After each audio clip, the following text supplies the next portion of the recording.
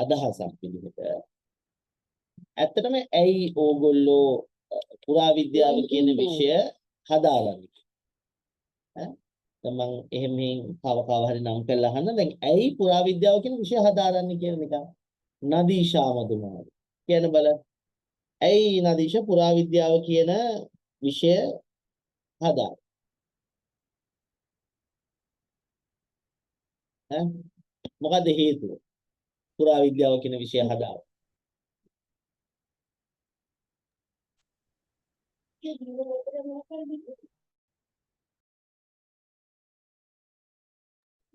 පොඩි කාලේ ඉඳන් කැමති ඒ විෂයට.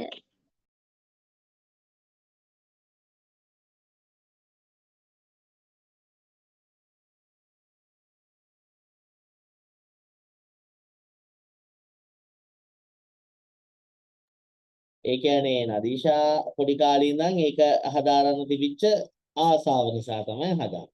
හරි. ඒතර අනීෂා සෙව්මිලි මොකක්ද හේතුව පුරාවිද්‍යාව විෂය හදාගන්න?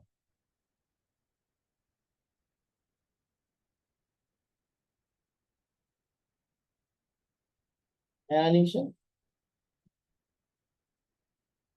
ඒ පුරාවිද්‍යාව විෂය හදාගන්න.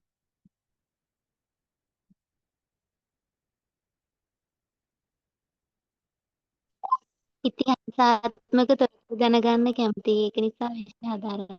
මොකද මොන තොරතුරු? මට ඒක ඇහුන්නේ නැහැ. ඔය අනීෂා මොකද කිව්වේ?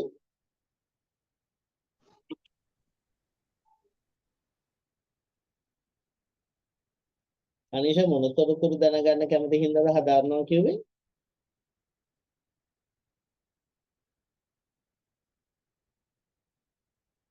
පැහැදිලි. හරි. දිසානායක මොකද්ද හේතුව පුරාවිද්‍යාව හදාගන්න?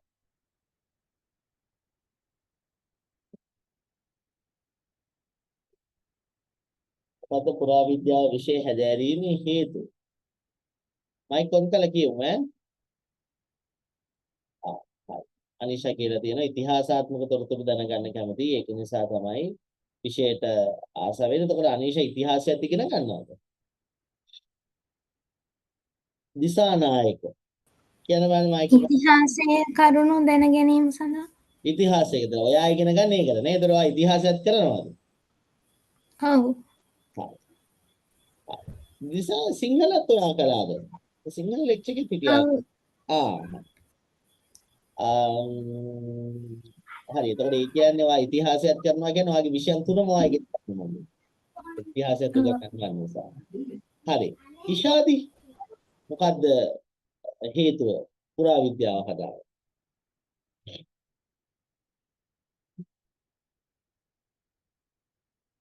ඉෂාදි පුරාවිද්‍යාව විෂය හැදෑරීමේ හේතුව. ඒ අතර ඉෂාරා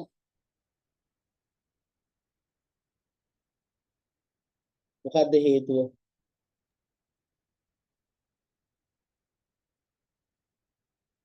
ඔව් ඉෂාදි කියන්නකෝ. මයික් එක ඔන් කළා මම දැක්කා. අතීතයේ තොරතුරු දැනගන්න කැමති නිසා. අතීතයේ තොරතුරු දැනගන්න කැමතිද? ඉතිහාසයත් කරනවා එහෙමද? නෑ සර් ඉතිහාසය කරන්නේ. අන්න දැන් ඔන්න වැදගත් කරක් වෙනවා. දැන් ඉෂාදි අතීතයේ තොරතුරු දැනගන්න කැමතියි. හැබැයි ඔය ඉතිහාසය හදාරන්න නැතුව පුරාවිද්‍යාව හදාගන්න. මොකක්ද ඒකේ හේතුව? අතීතයේ තොරතුරු දැනගන්න කැමතියි කියලා හරි අපි අතීතය ගැන කියවෙන පුරාණතම විෂයක් තමයි ඉතිහාසය. ඒතර ඔය ඉතිහාසය හදාරන්නේ හැබැයි විද්‍යාව හදාරන්නේ මේ වෙනසට හේතුව මොකක්ද?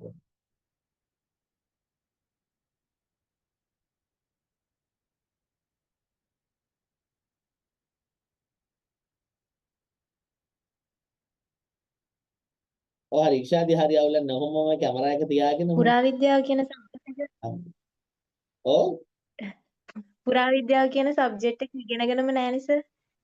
ඉතිහාසය O level වලට කරලා තියෙනවනේ. ඒ කියන්නේ මේක ඉගෙනගෙන නැති හින්දා ඉගෙන ගන්නත් තියෙනවා ආසාවක් අතීතය ගැන හදාරනවා වගේ. හරි. මදුෂා ඇයි පුරාවිද්‍යාව හදාරන්නේ?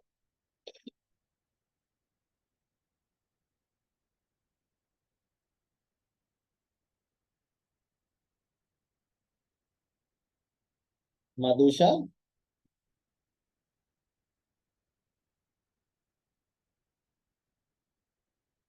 ඊළඟට මදුෂාන් කියන බලන්න.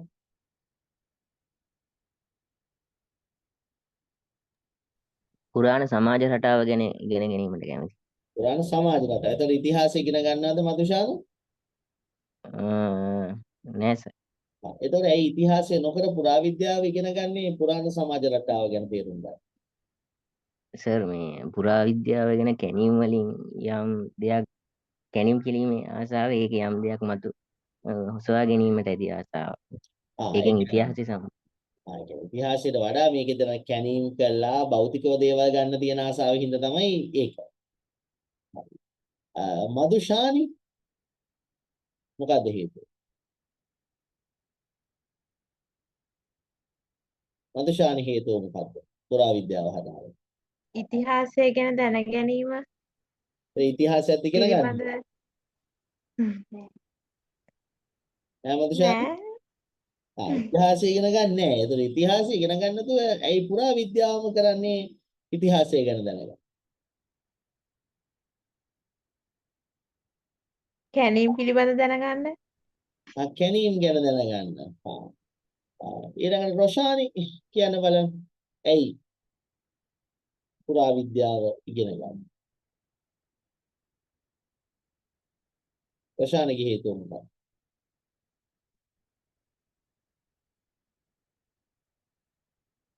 ඊළඟට රුක්ෂානි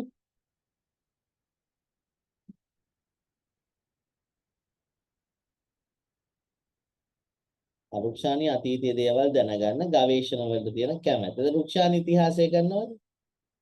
සමාධි නිවර්තන මොකද්ද හේතුව?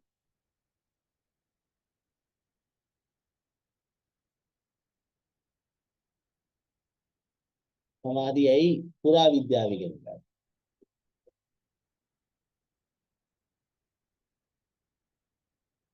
විදේශිකාරණ වීම මොකද්ද හේතුව පුරාවිද්‍යාව ඉගෙන ගන්න?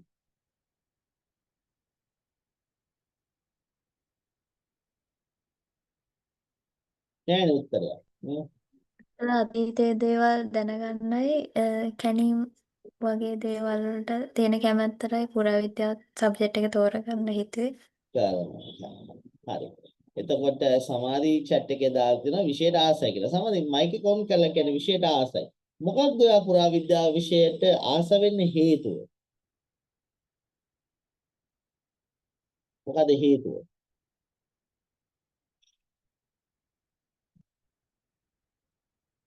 විෂයට ආසාවක් ඇති වෙන අපිට හේතුවක් තියෙනවා. දැන් මම පදනමක් සහිතව මේ ප්‍රශ්න ටික අහලා ඕගොල්ලෝ එක්ක සංවාදය ගොඩනගා ගන්නේ. සමාධිගේ උත්තරයක් නෑ තාම. හරි. දැන් මම ඒ අතර මතක් කරනවා. පුළුවන් හැමෝම කැමරා එක ඔන් කරගන්න කිසි ගැටලුවක් නෑ. එතකොට ඕ කියන සෝරි කියන්න. සමාධි විෂය ගැන දැනගන්න ආස නිසා. විෂය ගැන මොකද විෂය ගැන? විෂය ගැන දැනගන්න ආස නිසා. විෂය ගැන දැනගන්න ආස නිසා. එතකොට සමාධි ගණිත විෂයන් මොනවද? පුස්තකාල විද්‍යාවයි සිංහලයි. ඒ සමාධි තුනමයි කලින් දේශනේ පිටියද සිංහල දේශනේ? ඔව් සර්. හරි. දැන් විෂය ගැන දැනගන්න ආසාව නිසා සමාධි කරනවා. දැන් මේක මම අහන්න හේතුව තමයි මම මේ නැවත මතක් කරන ඔයගොල්ලෝ හොඳට කැමරාව ඔන් කරන් හිටන බොහොම සජීවී පන්ති කාමරයක ඉන්නා වගේම ඉන්න පුළුවන් ඈ. ඒක නිසා පුළුවන් අය ඔන් කරන්න ඈ. දැන් මෙතන ඔබේ මේ ප්‍රශ්නේ අහන හේතුව මොකක් සඳහාද පුරාවිද්‍යාව ඉගෙන ගන්න? පුරාවිද්‍යාව ඉගෙන ගැනීමෙන් ඔබ බලාපොරොත්තු වෙන්නේ මොකක්ද? දැන් මේක අපේ මේ අද කතා කරන කතන්දරෙත් එක්ක සම්බන්ධයි. දැන් මම කියවනේ දැන් විෂය හඳුන්වා දීමේ දේශනය නෙමෙයි විෂය හඳුන්වා දීම කියන එකෙන් අදහස් කරන්නේ මේ ප්‍රශ්න පත්‍රය සහ පුරාවිද්‍යාව විෂය උපාධිය තුලදී යොදා ගන්න විදිහ ගැන කතා කරන දේශනය නෙමෙයි මේක අපි ඒක මම කියව එක පටිගත කිරීම විදිහට ගන්න පුළුවන්. එතකොට මෙතනදී අපි සාකච්ඡා කරන්නේ කෙලින්ම විෂය කරුණු. ඒ අනුව අද අපි දේශනයේ අවධානය යොමු කරන්නේ මේ පුරාවිද්‍යාව විෂය හඳුන්වා දීමේ දේශනයක් විදිහට තමයි අද දේශනය පවත්වන්නේ. එතකොට මේක ඕගොල්ලන්ගේ විශ්වවිද්‍යාල උපාධියේදී පළවෙනි අවුරුද්දේ පුරාවිද්‍යා විෂයේ 18214 කියන ප්‍රශ්න පත්‍රයට 18224 කියන ප්‍රශ්න පත්‍රයට කියන ප්‍රශ්න පත්‍ර දෙකටම අදාළයි. ඉතින් මේ ප්‍රශ්න පත්‍ර දෙකේ වෙනස මොනවද අන්තර්ගතයන් මොනවද කියලා ඔයගලන්ට විෂය හඳුන්වා දීමේ දේශන වීඩියෝවෙන් බලා ගන්න පුළුවන්කමක් තියෙනවා. එතකොට දැන් මේක මම කිව්වා දැන් ප්‍රශ්න පත්‍ර දෙකම අදාළ වෙන එක. මේ ඒ අතරමැද chat එකේ උත්තරයක් එනවා. රොෂානි මදුෂිකා කියනවා රොෂානිගේ අනිත් විෂයන් දෙකට සම්බන්ධ හින්දා පුරාවිද්‍යාව තෝරගන්නවා කියලා. රොෂානිගේ අනිත් විෂයන් දෙක මොනවද? දැන් ඒකත් හරි වැදගත් උත්තරයක්. ඒක වටිනවා. පුළුවන් නම් මයික් එක ඔන් කරලා කියන්න. රොෂානිගේ අනිත් විෂයන් දෙකට සම්බන්ධ හින්දා කියලා. අනිත් විෂයන් දෙක කියන බලන්න.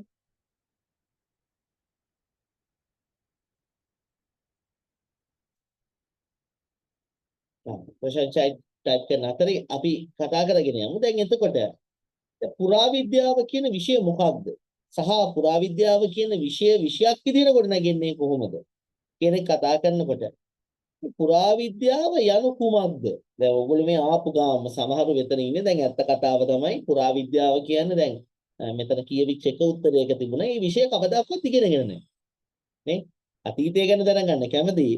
එයා ඉතිහාසයේ විෂයක් විතර කරන්නේ නැහැ. හැබැයි පුරාවිද්‍යාව කවදාකවත් ඉගෙනගෙන නැහැ.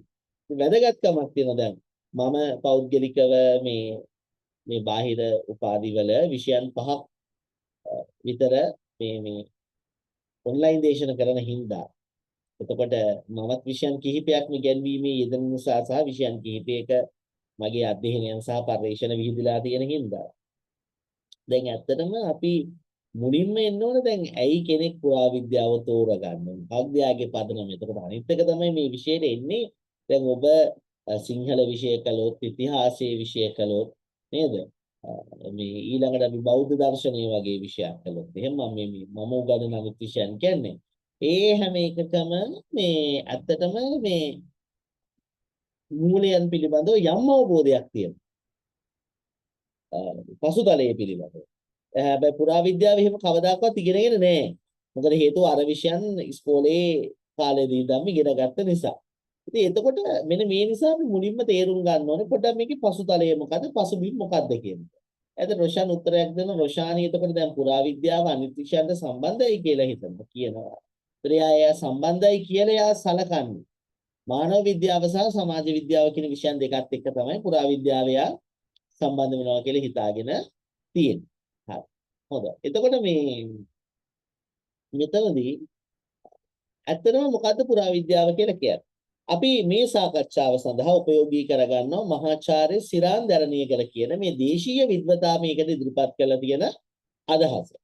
සිරාන් දරණියගල සඳහන් කරන ආකාරයට මහාචාර්යතුමා පුරාවිද්‍යාව යනු මතුපිට ගවේෂණ මාර්ගයෙන් සහ තදානුගතව ඒ කියන්නේ ඒකත් එක්කම කෙරෙන කැණීම් ඔස්සේ කැණීම් හරහා ආදි කාලීන සංස්කෘතීන් ප්‍රතිනිර්මාණය කරන්නා වූද ආදි කාලීන කියන්නේ අතීත සංස්කෘතිය. දැන් මෙතන මදුෂාන් අපිට කිව්වා එයා මේ අතීත සමාජ ගැන ඉගෙන ගන්න ආසයි කියලා. නේ?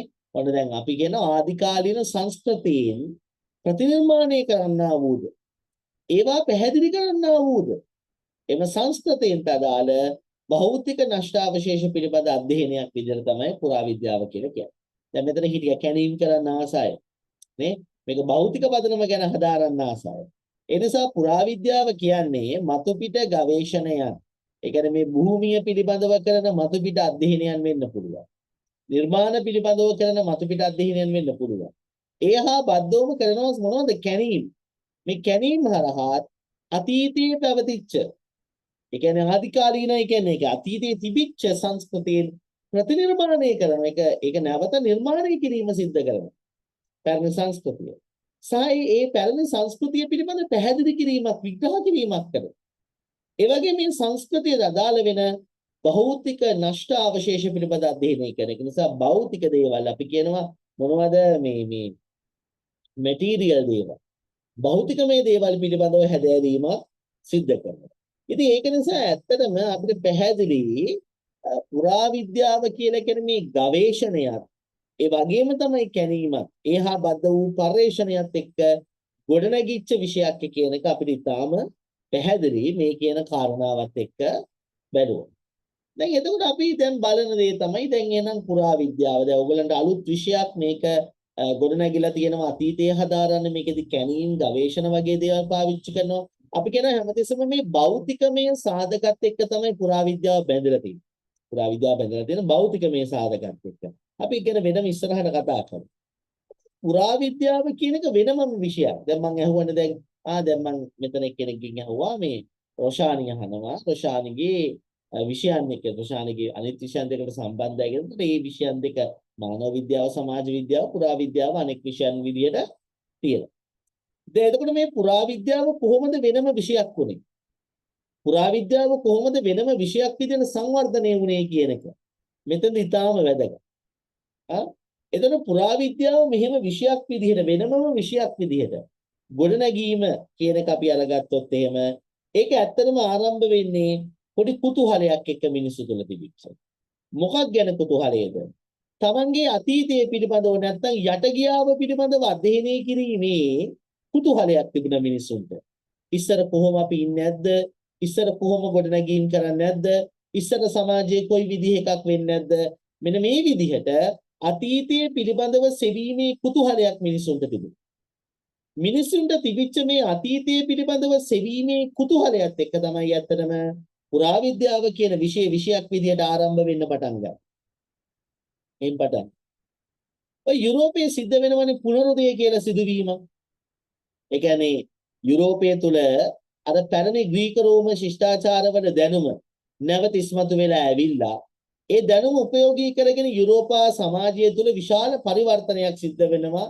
දැනුමේ, චින්තනයේ, ඒක විද්‍යාත්මක, සාහිත්‍ය, කලාත්මක ආදී වූ ක්ෂේත්‍රවලින් එළියට එන්න පටන් ගන්නවා. දැන් එතකොට යුරෝපයේ සිද්ධ වෙන පුනරුදයත් එක්ක විශේෂයෙන්ම අපි කියනවා පුනරුදය සිද්ධ වෙන්නේ 15 වෙනි සියවසේ 1400 ගණන් වල.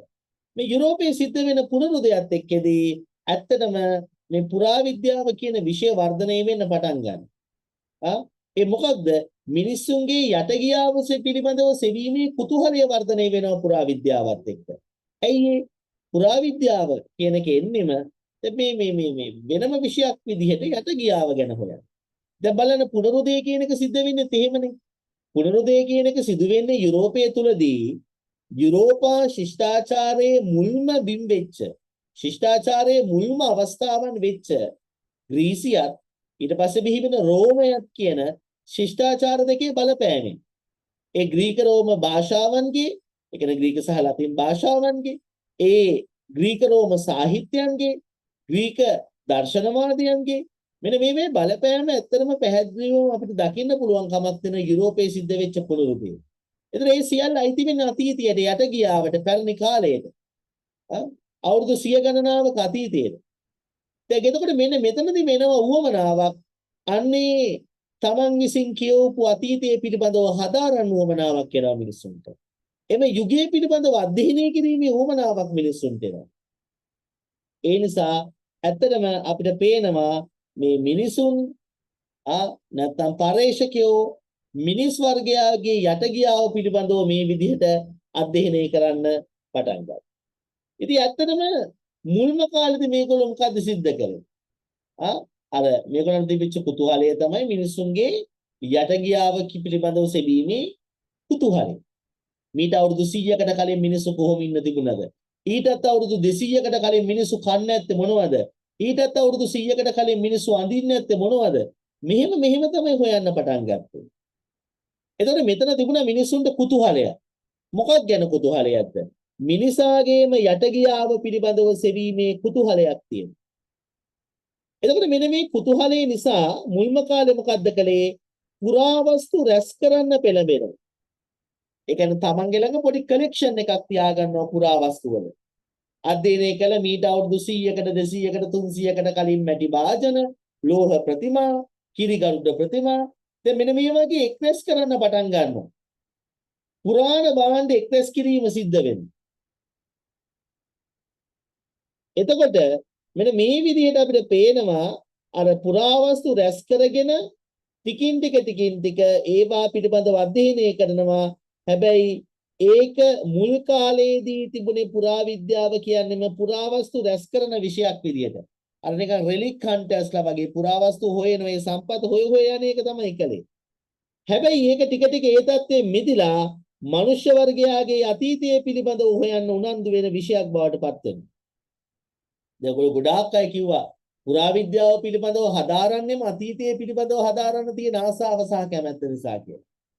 ඒ නිසා අපිට පේනවා ඇත්තටම මේ පුරාවිද්‍යාව කියන එක වෙනම විෂයක් විදිහට මිනිසාගේ අතීතයේ පිළිබඳව හොයන්න උනන්දු වෙන්න පටන් ගන්නවා. ඒ නිසා හුදෙක් තනින් තන ඇන්ටික් එකතු කර ඉන්න එක ඇන්ටික් කියලා කියන පුරාවස්තු වලටනේ. මේ ඇන්ටික් එකතු කරන ක්‍රියාවලිය වෙනකොට පුරාවස්තු එකතු කරන ක්‍රියාවලිය වෙනකොට මේ විෂය විද්‍යාත්මකව හැදෑරීමට අවකාශය හැදෙන්න පටන් ගන්නවා. එහෙම කළා තමයි මිනිසාගේ අතීතය පිළිබඳව අධ්‍යයනය කරන්න පටන් ගන්න.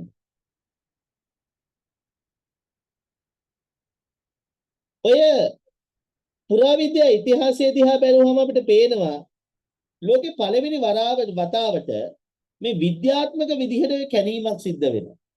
කැණීමක් කියලා කියන්නේ පොළොව හාරලා පොළොවේ ඊට කලින් තිබිච්ච පස්තත්තු ආශ්‍රිතව තිබිච්ච මානව සමාජයක් පිළිබඳව තොරතුරු අනාවරණය කරගන්න එක තමයි කරන්නේ. එතකොට මෙන්න මේ විදිහට මේ අතීත සමාජ මොකද ඒගොල්ලෝ ජීවත් වෙලා එතනින් යල්පැන ගියාට පස්සේ කාලයක් ගියාට පස්සේ දූවිල්ල ඇවිල්ලා දූවිල්ල තට්ටු තැම්පත් වෙලා මොකද වෙන්නේ මේවා තට්ටු වශයෙන් දූවිල්ල තැම්පත් වෙලා මේවර පොළවේ අභ්‍යන්තරේ එලිපිට හඳුනා ගන්න බැරි තත්යකටපත් වෙනවා. දැන් මේව තමයි එතකොට කැණීම් කරන්නේ.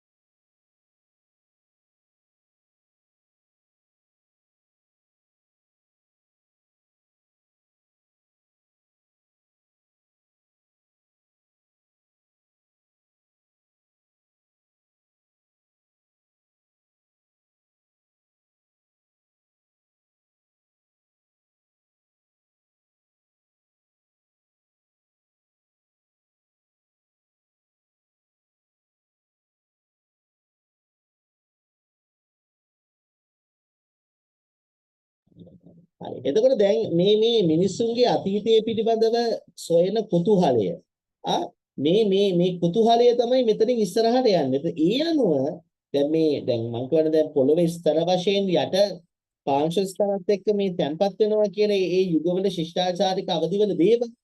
දැන් මේවා පිළිබඳව අධ්‍යයනය කිරීම. දැන් අපි ඉස්සරහට කතා කරනවා මේක අපි පුළුල්ල කතා කරනවා පුරාවිද්‍යාව විෂයක් විදිහට ගොඩනැගිච්ච විදිහ කාලෙන් කාලේ මේක මේ එක අරමුණු වෙනුවෙන් ක්‍රියාත්මක වෙච්ච විදිහ මේක අපි ඉස්සරහට පුළුල්ල කතා කරනවා. අපි දැන් ගන්න මේක මූලික දැනක් විතරයි. කොහොම හරි විද්‍යාත්මක වශයෙන් පළවෙනි කැණීම සිද්ධ කිරීමේ ගෞරවය හම්බෙන්නේ ඇත්තටම මේ පස්ස කාලේ ලෝක බලවතෙක් බවට පත්වෙච්ච චරිතයක්. ඒ තමයි තෝමස් ජෙෆර්සන්. තෝමස් ජෙෆර්සන් තමයි මේ වැඩේ මුලින්ම සිද්ධ කරන්නේ. ඔහු බලවත් චරිතයක් වෙනවා කියන්නේ පස්ස කාලේ ඇමරිකාවේ ජනාධිපති වෙනවා තෝමස් ජෙෆර්සන්. විනාඩියක් දුන්නේ.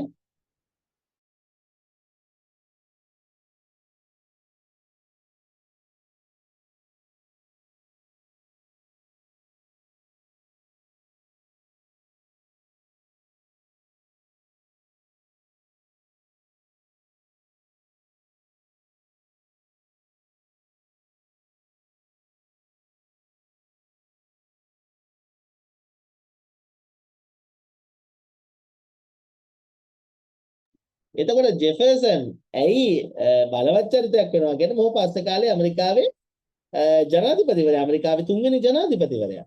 තෝමස් ජෙෆර්සන් තමයි පළවෙනි වතාවට විද්‍යාත්මක ගණයේ පුරාවිද්‍යාත්මක කැණීමක් සිද්ධ කරා. මේ ඇත්තටම ක්‍රිස්තු වර්ෂ 1784 වගේ කාලවකවානු 1784 දී ඇමරිකාවේ මේ වර්ජිනියා ප්‍රාන්තයේ එයාට අයිති ඉඩමක් තිබුණා. හරිද? මේ ඉඩමේ මේ ඔය පොඩි අර පස් ගොඩැල්ලක් තිබුණා. මේ පස් ගොඩැල්ල මෙයා මේ හරහා මෙයා කානුවක් කපනවා, පොඩි අගලක් කපනවා, වතුර වහින අගලක් කපනවා. එතකොට මෙන්න මේ සොහොන් ගොඩැල්ල හරහා අගලක් කපලා වතුර වහින එකක් නෙමෙයි, කියන්නේ මෙයා මේ සොහොන් ගොඩැල්ල කපනවා. මොකද මේක තුල යම් කිසි විදිහකින් මේගොල්ලන්ගේ මේ අතීත සමාජයට අයිති යම් කිසි දෙයක් පවතිනවායි කියන අදහස සහිතව මෙයා මේක විධිමත්ව හරනවා. නිකන් අත්වැරදීමක් නෙමෙයි. මම අර කරෙහිම කොහොම වැරදි අදහසක් එන්න පුළුවන් කියන්නේ. වතුර බහින අගලක් වගේ කියන මෙයා කානුවක් වගේ මේක විධිමත්ව කැණීම කරනවා. හරි. ඔය තියෙන ඕගොල්ලන්ට ඒ කරපු කැණීමේ රූප සටහන. ඒකේ සිතුවම. එතන මෙන්න මේ අගල කැපීම හරහා මෙයා මොකද්ද කරන්නේ? අර කිසියම් විදිහකින් මේ පස් ගොඩැල්ල ඇත්තටම මේගොල්ලන්ගේ ඉඳපු මේ ආදිවාසී වේ රතු ඉන්දියන් වරු වගේ අයගේ සොහොන් ගොඩැල්ල.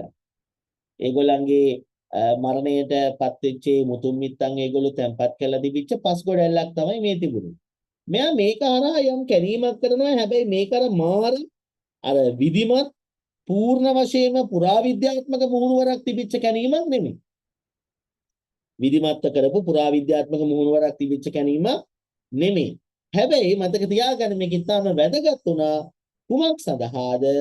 යම් විදිහකින් විධිමත් කැණීම් ක්‍රමයක් බිහි කිරීම සඳහා දාපු පදනමක් විදිහට අපිට මේක හඳුනා ගන්න පුළුවන්. විධිමත් කැණීමක් සඳහා දාපු පදනමක් විදිහට අපිට මේක හඳුනා ගන්න පුළුවන් කමක් තියෙනවා. ඉතින් ඒක නිසා අපි කියන තෝමස් ජෙෆර්සන් කියන්නේ මේ කාලවකවානුවේ මේක පටන් ගත්ත ආරම්භකම චරිතයේ විදිහට. ජෙෆර්සන් මේක පටන් ගත්තා. මම ඉතින් මේ දේශනේ ආරම්භයේදීම මට ඔයගලන්ට මේක කියන්න බැරි වුණා. මේක මම වෙන දේශනවලදී කියනවා. දැන් මගේ විෂයන් වල දේශනවලදී මම සාමාන්‍යයෙන් මේ දේශන වේලාව අතරතුර සටහන් ලියවන එක නෙමෙයි කරන්නේ. මම කරන්නේ විෂය කරුණු පැහැදිලි කරනවා. එතකොට ඕගොල්ලෝ මේ දේශනේ අහගෙන ඉන්න ගමන් දේශනේ කියවෙන දේවල් වල වැදගත් කරුණු කාරණාවල කටුසටහනක් ගහගන්න. දේශනේ ඉවර වෙලා ඊට පස්සේ මම මේකේ PDF එකක් දෙනවා. දේශනේ ඉවර වුණාට පස්සේ මේකේ PDF එකක් දෙනවා.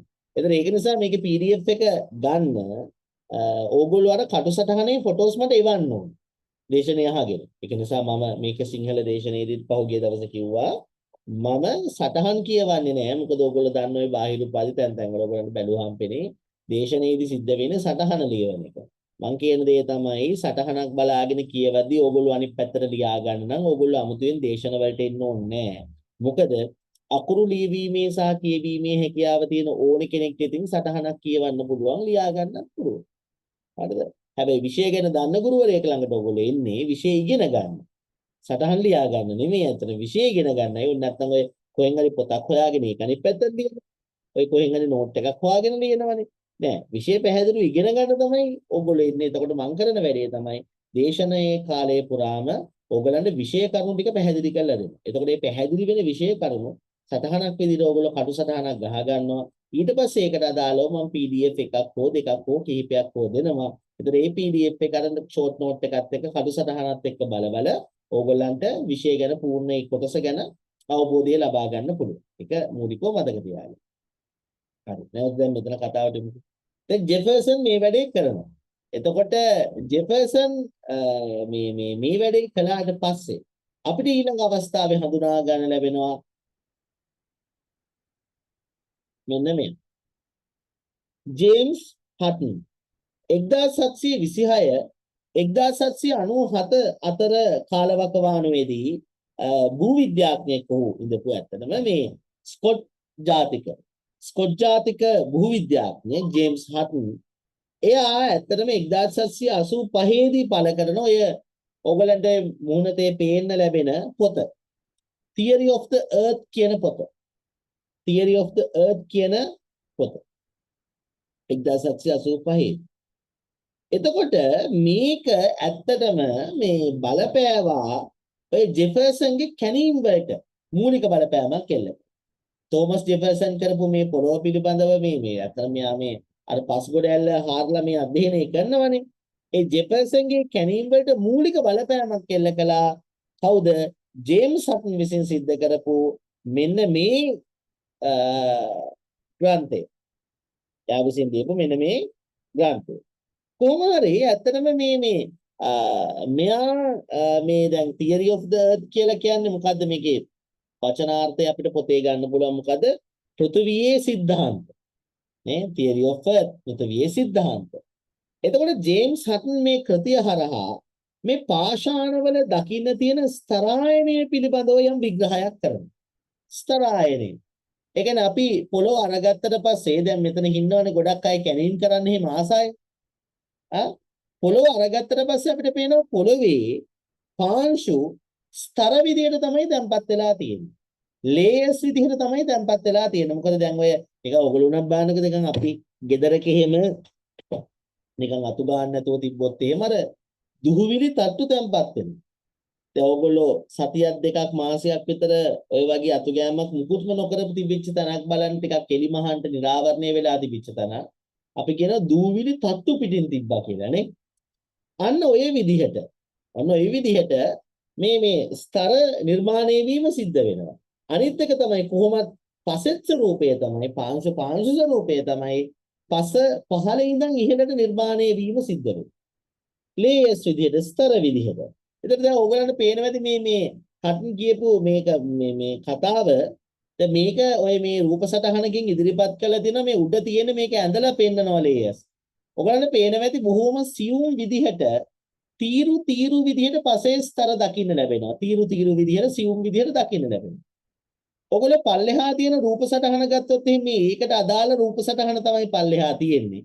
ඒ කියන්නේ රූප සටහන කියන්නේ ඒකට අදාළ සැබෑ తত্ত্বය තමයි ඔයගොල්ලෝ පල්ලෙහා දකින්නේ. අර යටින් තියෙනවා පාෂාණ ස්තරයක්. අර ඒක තමයි තිරස් විදිහට තියෙන සිරස් විදිහට තියෙන ඉරි රේඛාවලින් එහෙම දක්වලා තියෙන්නේ. ඊට පස්සේ බලන්න හොඳට සියුම්ව බලන්න උඩ තියෙන පස් ස්තරය ඔයගලන්ට පේනවැති ස්තර නැත්නම් ලෙවල්ස් කිහිපයක් විදිහට තියෙන්නේ කියන්නේ. හරස් අතර පොඩි වර්ණයේ හරි වෙනස්කමක් සහිතව ලේයර්ස් විදිහට මේක දැක ගන්න පුළුවන් කියන එක මේ දැන් මේ වගේ තැනක් කියන්න බලුවම ඔයගලන්ට පේනවා මේ එක විදිහකට යන්නේ මේ ස්තරය නේ. මොන දැක ගන්න පුළුවන්.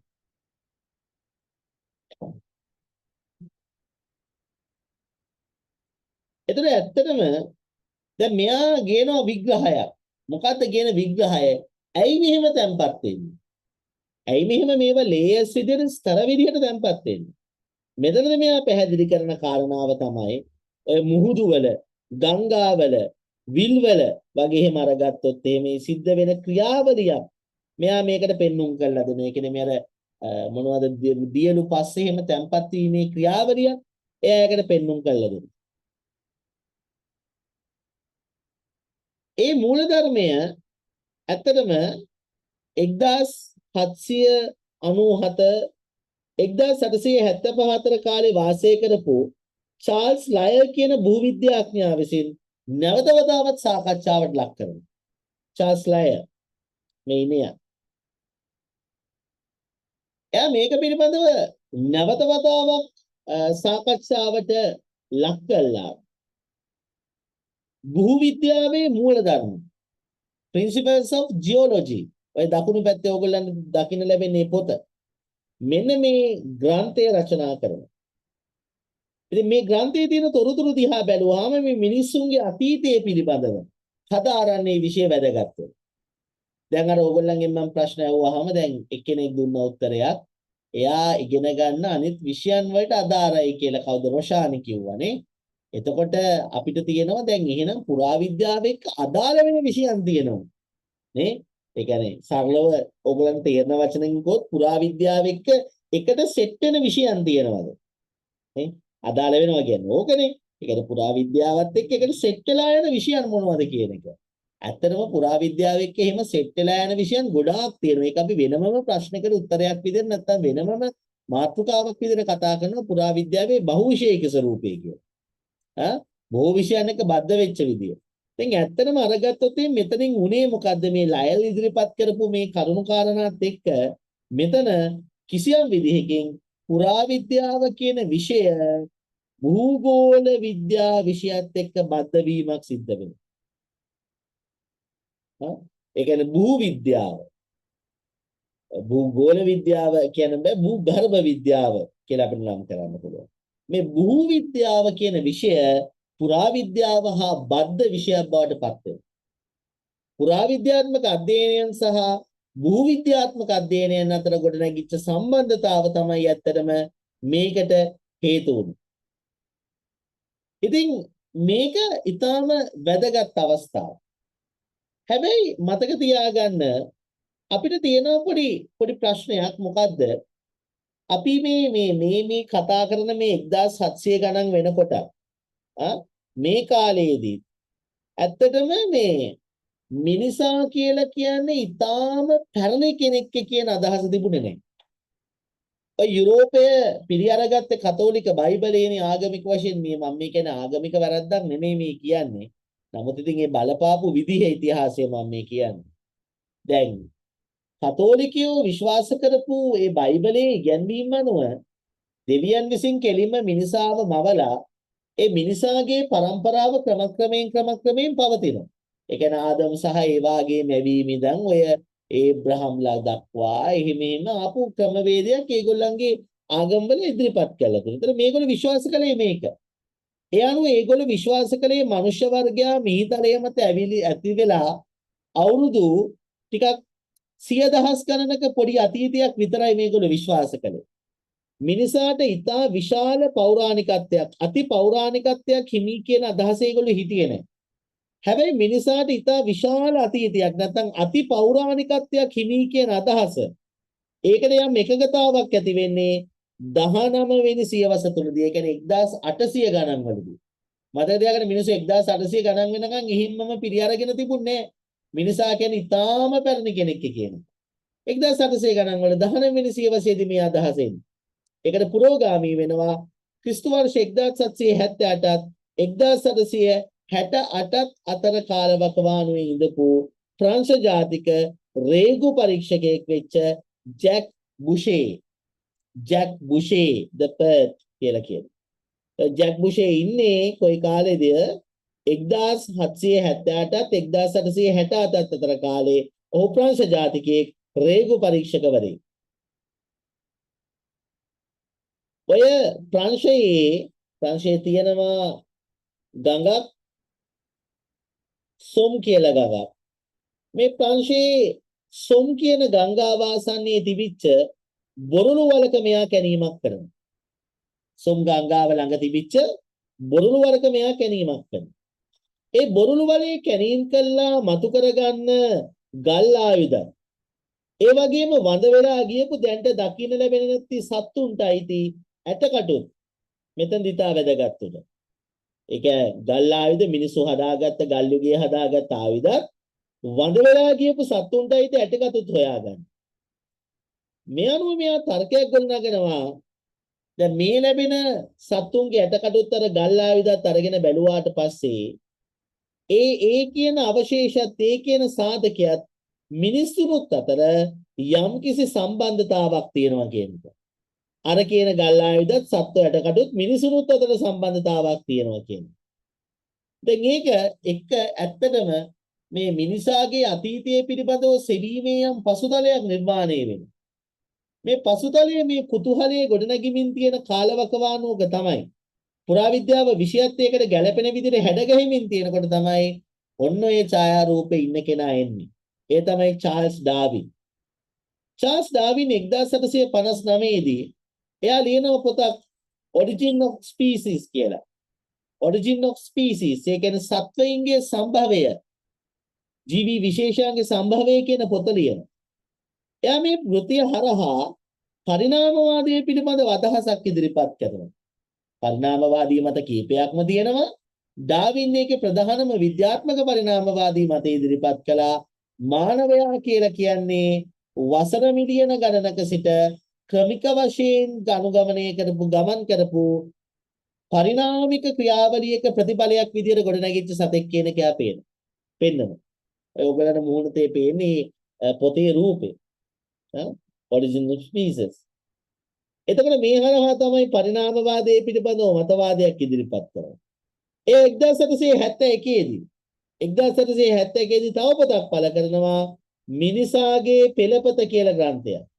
1871 දී පළ කරනවා මිනිසාගේ පෙළපත කියලා ග්‍රන්ථය. මේ මිනිසාගේ පෙළපත කියන ග්‍රන්ථය රචනා කළා මෙයා මේ මනුෂ්‍ය වර්ගයාගේ බිහිවීම පිළිබඳව ඉදිරිපත් කරන අදහස් පරිණාමවාදී අදහස්. මනුෂ්‍ය වර්ගයාගේ බිහිවීම පිළිබඳව අදහස්. මේ නිසා අතරම මිනිසාගේ සම්භවය මිනිසාගේ හට ගැනීම කිසියම් විදිහකින් ද්‍රව්‍යාත්මකව සෙමීමේ ඉඩකඩක්. ඒ ද්‍රව්‍යාත්මකව සෙමීමේ පුරාවිද්‍යාත්මක ක්‍රම සඳහා පදනම සැකසීමක් වෙනවා. ඒ කියන්නේ මෙයා මිනිසයාගේ සම්භවය පිළිබඳව මේ ඉදිරිපත් කරපු මතයත් එක්ක මිනිසාගේ බිහිවීම සම්භවය කියන්නේ මිනිසාගේ බිහිවීම කියන එකනේ. ඒක ද්‍රව්‍යාත්මකව සෙවීමේ පදනමක් දානවා. ඒ කියන්නේ මේ භෞතිකමය දේවල් හරහා හොයන්නේ. දැන් මෙච්චර කාලයක් මිනිසාගේ සම්භවය ගැන ආගමික පොතපතේ කියවිච්ච දේවල්නේ පිළි අරන් හිටියේ. බයිබලයේ කියපු විදිහට දෙවියන් වහන්සේ මෝපු කතන්දරේ පිළි අරගෙන හිටියේ. වෙන වෙනත් ආගමික ගැන්වීම් වෙන වෙනත් දාර්ශනිකයන්ගේ මත දාර්ශනික අදහස් ඕව තමයි පිළි අරගනිමින් හිටියේ. දැන් ඒක වෙනස් වෙනවා. දැන් ඊට වඩා වෙනස් විදිහට ද්‍රව්‍යාත්මකව හම්බෙන භෞතික දේවල් මත හම්බෙන ඇටකටු මත ගල් ආයුධ මත ඒගොල්ලෝ පාවිච්චි කරපු විවිධ උපකරණ උපාංග මත මේව මත මනුෂ්‍ය වර්ගයාගේ අතීතය පිළිබඳව හොයා බලන අවස්ථාවකට එනවා. මේක වැදගත්. ඇත්තටම මේක ක්ෂේත්‍ර පුරාවිද්‍යාව ෆීල්ඩ් ආකියොලොජි එක තමයි ඇත්තටම මේක වර්ධනය වෙන්නේ. ඉතින් මේකට පසුබිම හදපු මරම චරිතයක් තමයි මේ සීජේ තොම්සන්. මේ සීජේ තොම්සන් කියලා කියන්නේ ඔය ඩෙන්මාර්ක් වල කෝපන්හේගන් කියන ලෝක ප්‍රකට කෞතුකාගාරයේ ඉඳපු පාලකවරු. ඩෙන්මාර්කේ කෝපන්හේගන් කියන ලෝක ප්‍රකට කෞතුකාගාරයේ පාලකයා. සීජේ තොම්සන්. තොම්සන් ඉදිරිපත් කරන අදහසක් යුගත්‍ර න්‍යාය කියලා. යුගත්‍ර න්‍යාය. තොම්සන් මේ කෝපන්හේගන් කෞතුකාගාරය තුල විවිධ පැරණි සමාජවලට අයිති පුරාවස්තු ප්‍රදර්ශනය කරනකොට ඒවා විධිමත්ව වර්ග කර ගැනීම සඳහා පදනමක් ගොඩනගනවා. තොම්සන් මොකද්ද කරන්නේ? සීජේ තොම්සන් මෙතනදී මේ මානවයාගේ අතීතය ශිලා යුගය, ලෝකඩ යුගය, යකඩ යුගය කියලා යුග තුනකට බෙදා දක්වනවා. ශිලා යුගය, ලෝකඩ යුගය, යකඩ යුගය කියලා කියනවා. අපි සාමාන්‍යයෙන් ට්‍ර කියලා කියනවා තුනට. ට්‍රී කියන අදහස, ට්‍ර කියන අදහස. එතකොට යුගත්‍ර කියලා කියන්නේ යුග තුනේ න්‍යාය. යුග තුනේ න්‍යාය. මෙයා යනවා කෝපන්හේගන් කෞතුකාගාරයේ තියෙන පුරාවස්තු ශිලා යුගයට අයිතිව, ලෝකඩ යුගයට අයිතිව, යකඩ යුගයට අයිතිව විදිහට වර්ගීකරණය කළ වෙන වෙනම ප්‍රදර්ශනය කරනවා. එතකොට තොම්සන් විසින් පටන් ගත්ත මේ යුගත්‍ර න්‍යාය ඇත්තම පුරාවිද්‍යාවේ යම් යම් න්‍යායන් හැඩගැහෙන්න විශාල බලපෑමක් කළා. එම් බලපෑමක් කළා. හැබැයි දැන් මේ ගොඩනැගෙන පසුතලය තුළ මොකද්ද වෙන්නේ? මේ විෂය තව ඉස්සරහට යනවා. ඒ අනුව 1859න් පස්සේ පුරාවිද්‍යාවේ කැණීම් ක්‍රම සඳහා විද්‍යාත්මක පදනමක් හැදෙනවා. ක්‍රිස්තු වර්ෂ 1859න් පස්සේ පුරාවිද්‍යාවේ කැණීම් වලට විද්‍යාත්මක පදනමක් හැදෙනවා. මේ පදනම හැදෙන්නේ බ්‍රිතාන්‍ය ජාතිකයෙක් වෙච්ච ජෙනරාල් පිට් රිවර්ස් විසින්. මේ පදනම හදන ජෙනරාල් පිට් රිවර්ස් මෙයා බ්‍රිතාන්‍ය ජාතිකයෙක්. මෙයා එංගලන්තයේ තමන්ට අයිති වතු යායක යම් කැණීමක් සිද්ධ කරනවා. ඒ කැණීමක් සඳහා මෙයා සැලසුම් සිතියම් සකස් කිරීම කරනවා. ඒ කියන්නේ මෙයා මේ කැණීම කරන්නේ යම් ප්ලෑන් එකක් අඳිනවා. ප්ලෑන් එකේ සිතියමක් හදිනවා ඒ තියෙන ප්‍රදේශ සහිතව කැණීම් කරන දේවල් එක්ක. එතකොට ඒ සැලසුම් සිතියම කැණීම් සඳහා සැලසුම් සිතියමක් සකස් කරනවා. ඒ වගේම තමයි කැණීමෙන් යාට ලැබෙන ද්‍රව්‍ය තියෙනවානේ. කැණීමෙන් වාර්තා වෙන ද්‍රව්‍ය තියෙනවානේ. ඒ ද්‍රව්‍ය නිශ්චිතව පිහිටලා තිබිච්ච විදිය ගැන නැත්නම් ඒ ද්‍රව්‍ය වල නිශ්චිත පිහිටීම සම්බන්ධයෙන් වෙච්ච වාර්තා කරන ක්‍රමවේදයක් හඳුන්වලා දෙනවා. මෙයා රිපෝට් කරනවා දැන් කැනීම කරනකොට මේක හම්බුනේ මෙතනින් සිටියේ මේක හම්බුනේ මෙතනින් මේ පිළිමය හම්බුනේ මෙන්න මේතනින් අනේ වගේ වාර්තා කිරීමක් සිද්ධ කරනවා. ද්‍රව්‍යවල නිශ්චිත පිහිටීම වාර්තා කිරීම කරනවා. මේක වැදගත්. මෙයා ප්‍රකාශයටපත් කරනවා ක්‍රැන් බොන්චේස් කියලා මේ ස්ථානයක කරපු කැනීම් පිළිබඳව විස්තරයක්. ක්‍රැන් බොන්චේස් කියන තැනක කරපු කැනීම් වලට අදාළ ග්‍රන්ථයක් ඉදිරිපත් කරනවා වෙලුම් 4කින්. ඔයගලන්ට ඔය දකුණු පැත්තේ දකින්න ලැබෙන්නේ වොලියුම්ස් 4ක්. පොත් 4ක් විදිහට මෙයා මේක ඉදිරිපත් කරනවා එකිනෙකට සම්බන්ධිත පොත් 4ක් විදිහට.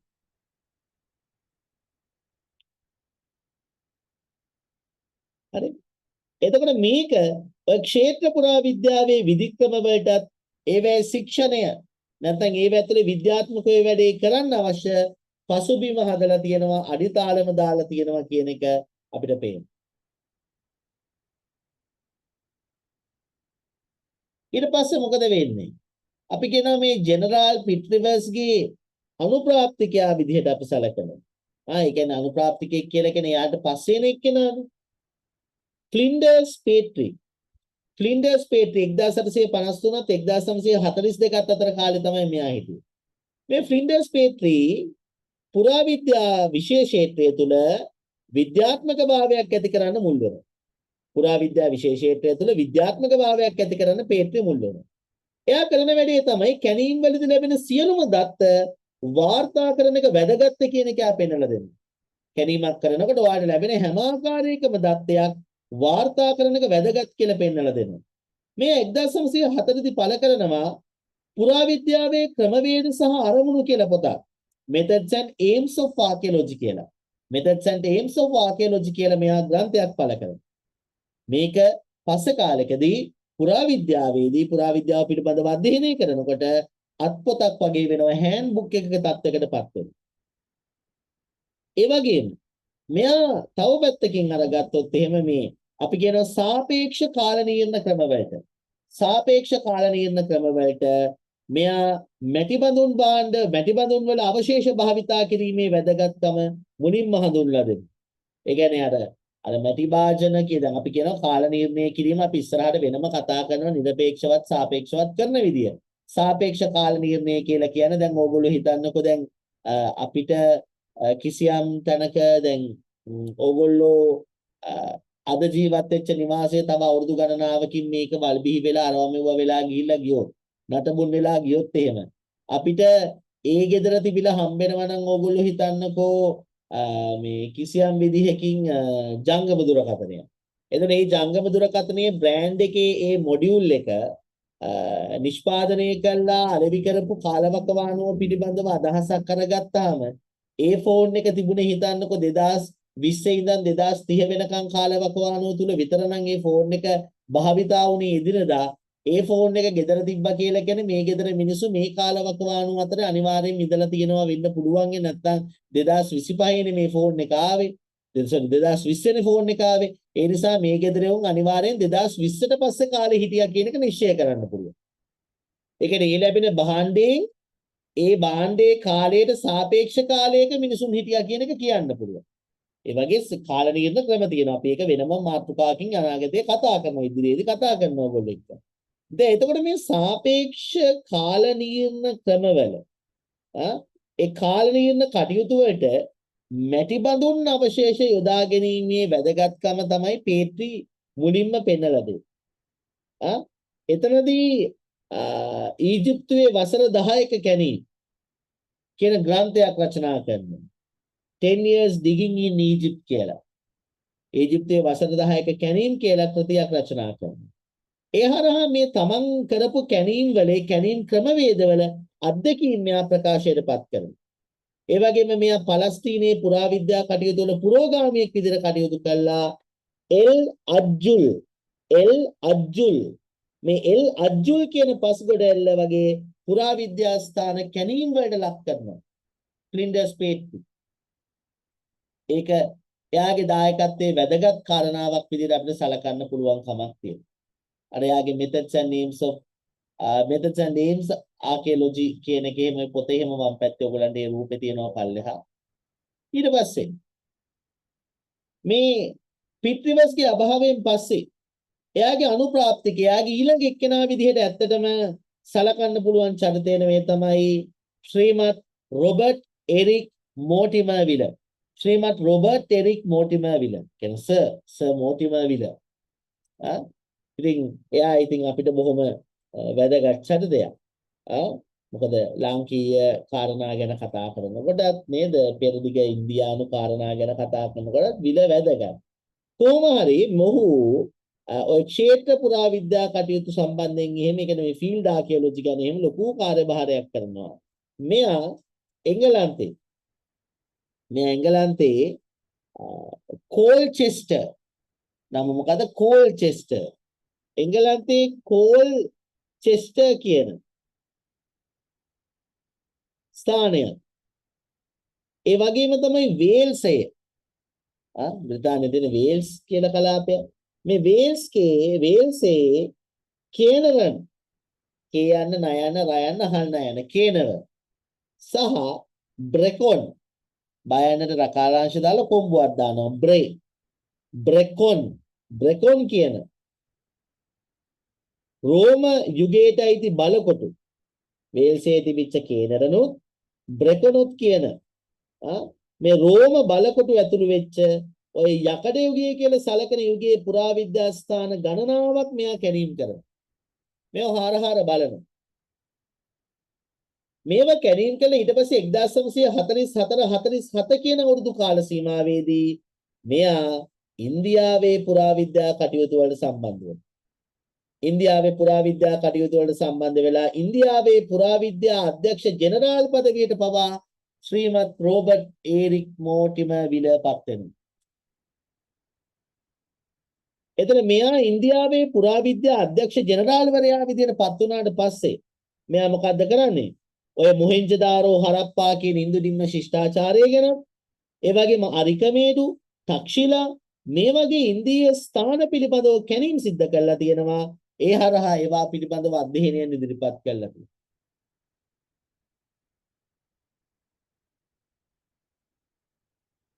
එතකොට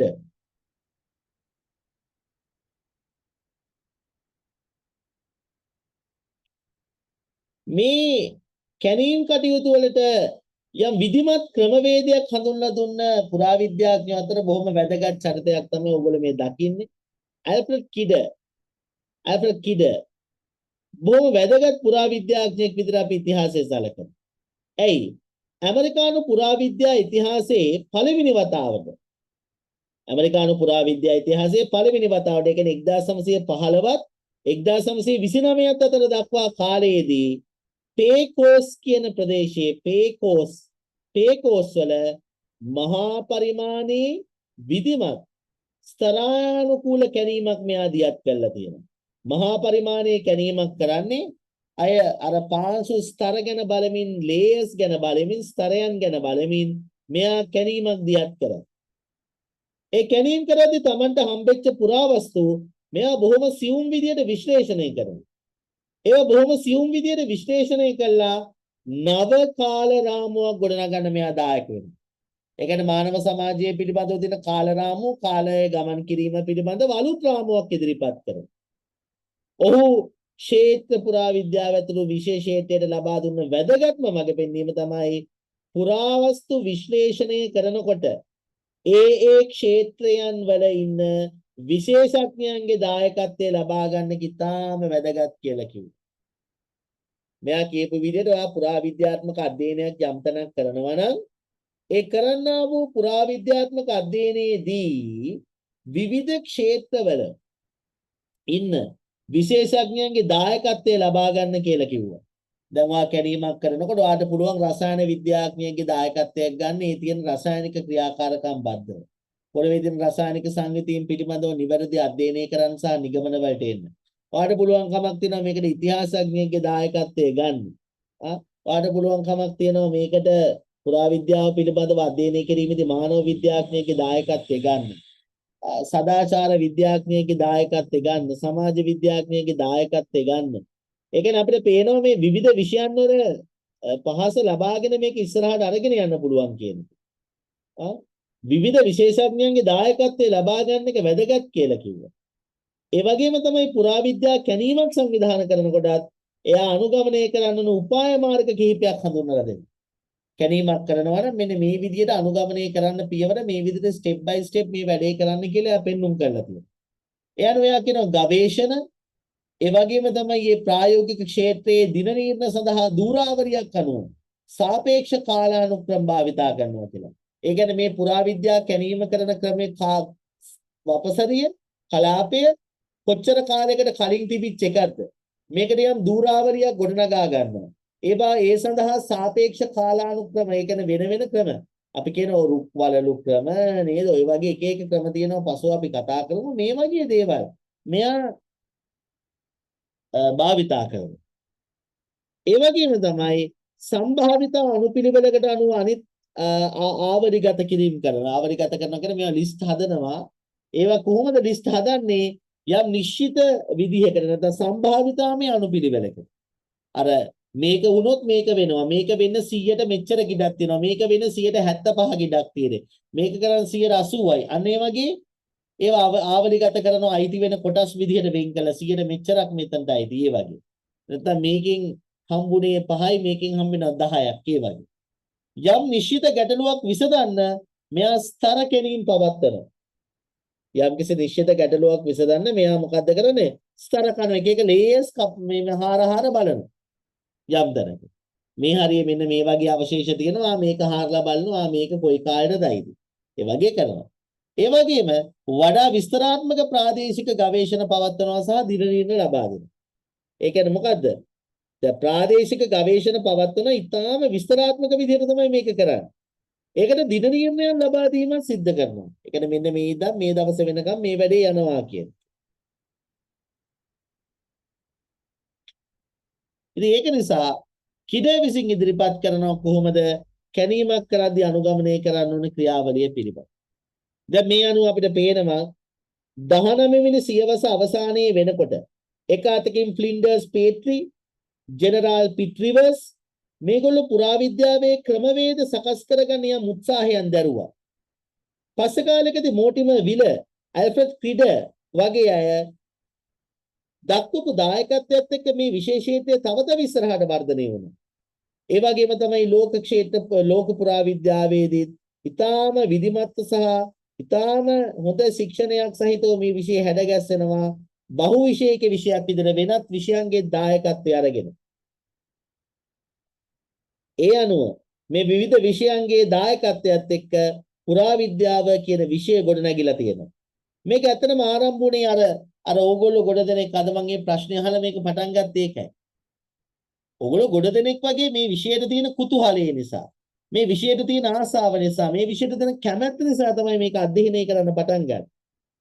හැබැයි එහෙම අධ්‍යයනය කළා ඊට පස්සේ ඒක බොහොම විද්‍යාත්මක විෂයක් බවට පරිවර්තනය වෙනවා. විද්‍යාත්මක විෂයක් විදිහට නිවැරදි දත්ත සපයන විද්‍යාත්මක විෂයක් කියන තැනට ගේන්න ක්‍රමක්‍රමයෙන් මේක ඉඩකඩ සකස් වෙලා තියෙනවා. ඒ නිසා අපිට පේනවා පැහැදිලිවම පුරාවිද්‍යාව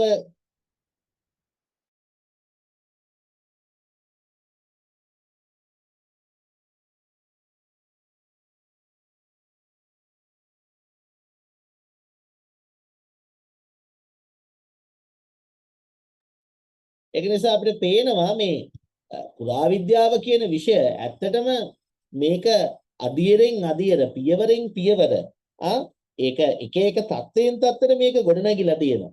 ඒක අර ඕගොල්ලෝ පටන් ගත්තා වගේ තමයි මේ ප්‍රශ්න මුලදීම නගලා ඒ කියන්නේ ඕගොල්ලෝ මොකටද? ගොඩක් අයගේ උත්තරේ ඒක ආසාවට කැමැත්තට අතීතයේ පිළිබඳව අධ්‍යයනය කිරීමේ උවමනාව. එහෙම තමයි මේක පටන් ගන්න. ඒ පටන් අරගෙන ඊට පස්සේ මේකට එන විද්‍යාත්මක පසුතලයන්, න්‍යායාත්මක පසුතලයන්, ප්‍රායෝගික තාක්ෂණික භාවිතාවන් මේ එක එක දේවල් එක්ක එක එක දේවල් වල භාවිතාවන් එක්ක තමයි මේ විෂය ඉස්සරහට ගිහිල්ලා තියෙන්නේ. එහෙම ඉදිරියට ගිහිල්ලා තමයි වෙනම විෂය ක්ෂේත්‍රයක් විදිහට පුරාවිද්‍යාව කියන විෂය ක්ෂේත්‍රය වර්ධනය වුණු බව අපිට පේනවා. වෙනම විෂයක් විදිහට වර්ධනය වෙච්ච බව අපි පේනවා. ඒ නිසා අපිට පේනවා මේ පුරාවිද්‍යාව කියන විෂය දීර්ඝ කාලයක් තුළ සිද්ධ වෙච්ච වර්ධනයක්. දැන් අපි තේරුම් ගත්තන මේක නේද? අර මේ 1700 ගණන් වල මුලින්ම අර පුනරුදය කාලයත් එක්ක ආව මේවා අධ්‍යයනය කිරීමේ උවමනාව. ඒක කොහොමද වර්ධනය වුනේ? දැන් අපි ඉස්සරහට කතා කරනවා පුරාවිද්‍යාව කියන විෂයේ ඉතිහාසය ගැන. කියන්නේ පුරාවිද්‍යාව කියන විෂයේ ඉතිහාසයක විෂයක් විදිහට වර්ධනය වෙච්ච විදිහ අපි විවිධ අවධි එක්ක කතා කරනවා. ඒ අනුව මේක බොහෝම කලින් තිබිච්ච අර අපි කියනවා රෙලික් හන්ටර්ස්ලා අර වටිනා අගනා වස්තුන් සොයා යාම ඒ සම්පත් සොයා යාම කියන තැන ඉඳන් කොහොමද එකින් එක ගොඩනැගිලා මේක බොහොම විද්‍යාත්මක දැනකට ආවේ කියන එක එකින් එක අවදි වශයෙන් අපි සාකච්ඡා කරනවා ඉදිරියේ. අද අපි කරන්නේ මේකේ මූලික හඳුනා ගැනීමක් මේ විෂය පද්ධතිය මේකේ වටාපිටා මේකේ ගති ලක්ෂණ පිළිබඳව මූලික හඳුනා ගැනීමක් තමයි ඇත්තටම අපි අද දේශනයේදී සිද්ධ කරන්න මේ විෂයක් විදිහට ගොඩනැගිච්ච විදිහ. හරි. මොනවද තියෙන ගැටලු ප්‍රශ්න තියෙනවද මොනවා හරි ඔයගොල්ලෝ? මේ දේශනාවෙන් මතුවෙච්ච කරුණු කාරණා පිළිබඳ ගැටලු තියෙනවා.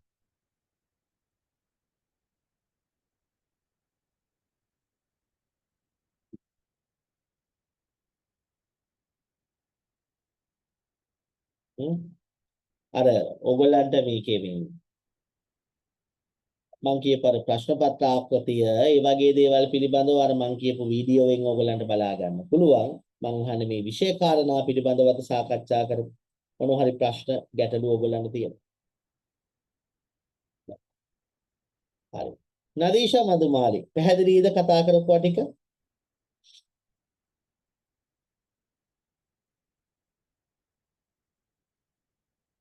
පැහැදිලිද? අනීෂා පැහැදිලි සර්. දිසානායක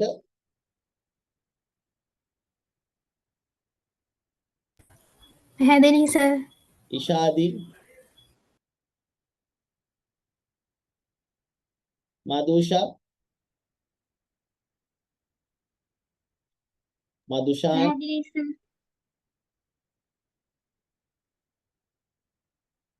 මදුෂාන් පැහැදිලි සර්. මදුෂානි පැහැදිලි සර්. ප්‍රියදර්ශනි පැහැදිලි සර්. ප්‍රියදර්ශනි රොෂානි පැහැදිලි සර්. රුක්ෂානි සමාධි උදේශිකා පැහැදිලි සර්. හරි හොඳයි එහෙනම් අපිට පුළුවන් කමක් තියෙනවා මේ ඊළඟ දවසේ දේශනයත් එක්ක සම්බන්ධ වෙන්න මම මේකේ PDF සටහන ඔයගොල්ලන්ට ලබා ගන්න පුළුවන් කමක් තියෙනවා අද අපි මේ කරපු මූලික හඳුනා ගැනීමේ දේශනයේ PDF සටහන ඒ PDF සටහන ලබා ගන්න පුළුවන් ඔයගොල්ලෝ ඊළඟ දේශනයටත් සම්බන්ධ වුණාම එතකොට මම කියන්නම් ඔයගොල්ලෝ කොහොමද ඒකට කටයුතු කරන්න ඕනේ කියලා ඒ විදිහට කළා ඒක මගෙන් පොඩ්ඩක් එදාට මතක් කරලා අහන්නකො මේ එදා දේශනයේ PDF එකක් මම දෙන්නම් කිව්වා නේද? මේ PDF එක කොහොමද ගන්න කියලා මට පොඩ්ඩක් ලබන දේශනයේ දවසේදී මතක් කරගන්න. මොකද ඒ වෙනකොට රෙජිස්ටර් වෙලා ඉන්න කට්ටියට එතකොට PDF ගන්න පුළුවන් කමක් තියෙන. මේ විස්තර දෙක මම කියන්නම්. එහෙනම් ඉතින් අද අපි මේ මූලික හඳුනා ගැනීම කළා. අපි ඊළඟ දවසේ මේ විෂයෙම තවත් කොටසක් පිළිබඳව සාකච්ඡා කරමු. මම කිව්වා වගේ කැමරාව ඔන් කරගෙන සජීවීව දේශනයේට සම්බන්ධ වෙලා වැඩ කටයුතු කරන්න පුළුවන් තරම් අපි උත්සාහ ගමු. ඊළඟට මම කිව්ව විදිහට ඕගොල්ලෝ විෂය හඳුන්වා දීමේ වීඩියෝ එක අරගෙන ඒක බලලා මේ විශේෂ භාවයේ පිළිබඳව සහ ප්‍රශ්න පත්‍රයට ඕගොල්ලන්ට මුහුණ දෙන්න තියෙන කොයි විදිහටද ඒ වෙලාව ලකුණු දෙන විදිය ආදී විස්තර ටික ඒකෙන් ඕගොල්ලන්ට බලා ගන්න පුළුවන් කමක් තියෙනවා. එහෙනම් අපි ඊළඟ දවසේ හම්බෙමු. ජය වේවා. තෙරුවන් සරණයි. Thank you sir. Thank you sir. තෙරුවන් සරණයි සර්.